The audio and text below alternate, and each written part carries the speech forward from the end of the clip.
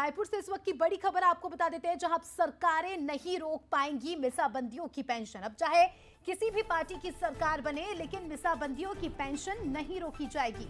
साय सरकार एक कानून बनाने वाली है। विधानसभा के चालू सत्र में विधेयक लाने जा रही है साय सरकार। छत्तीसगढ़ लोकतंत्र सेनानी सम्मान निधि विधेयक इसका नाम होगा। मिसाबंदियों की पेंशन को लेकर डिप्टी सीएम का भी बड़ा बयान सामने आया है। उन्होंने कहा है कि लोकतंत्र की रक्षा के लिए इन लोगों ने काम किया है, इनका महत्वपूर्ण योगदान है, इसीलिए साय सरकार ने विधेयक लाने का फैसला तय किया है।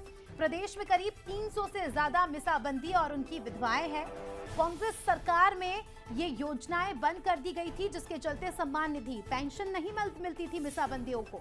लेकिन अब ये एक कानून जो आने वाला है, इसमें अब चाहे सरकार किसी की भी हो, पेंशन बंद नहीं होगी।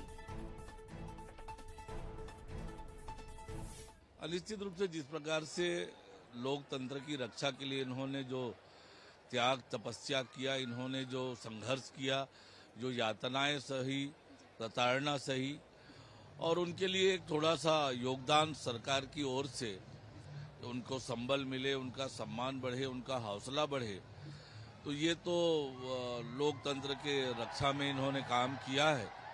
और इसलिए हमारी सरकार, विष्णुदेव साय जी के नेतृत्व वाली सरकार ने इसके लिए विधेयक लाने का तय किया है, और विधेयक के पास होने के बाद निर्बाध गति से इन्हें वो सम्मान निधि मिलेगी। चलिए, हमारे स्टेट एडिटर आदित्य नामदेव जी इस खबर पर लाइव जुड़ चुके हैं। उनसे इस खबर को और समझने की कोशिश करते हैं। आदित्य जी, अभी हमने डिप्टी सीएम को भी सुना, उन्होंने साफ तौर पर कहा है कि मिसाबंदियों की पेंशन किसी भी हालात में आने वाले समय में भी बंद नहीं होगी, चाहे सरकार किसी की भी हो। इस फैसले को कैसे देखते हैं सर आप? देखिए अस्मिता जी, सबसे बड़ी बात यह है कि मुझे बहुत अच्छे से याद है 2008 में डॉक्टर रमन सिंह ने इसकी शुरुआत की थी। 2018 में भूपेश बघेल जैसे ही मुख्यमंत्री बने थे, एक प्रशासनिक आदेश से ये पूरी मिसाबंदियों की पेंशन रोक दी गई थी।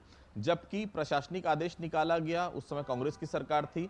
हालांकि हाई कोर्ट गए थे मिसाबंदी, बाद में रिलीफ मिला, लेकिन रिलीफ मिलते मिलते इतना समय बीत गया, तब तक विष्णुदेव साय की सरकार आ गई।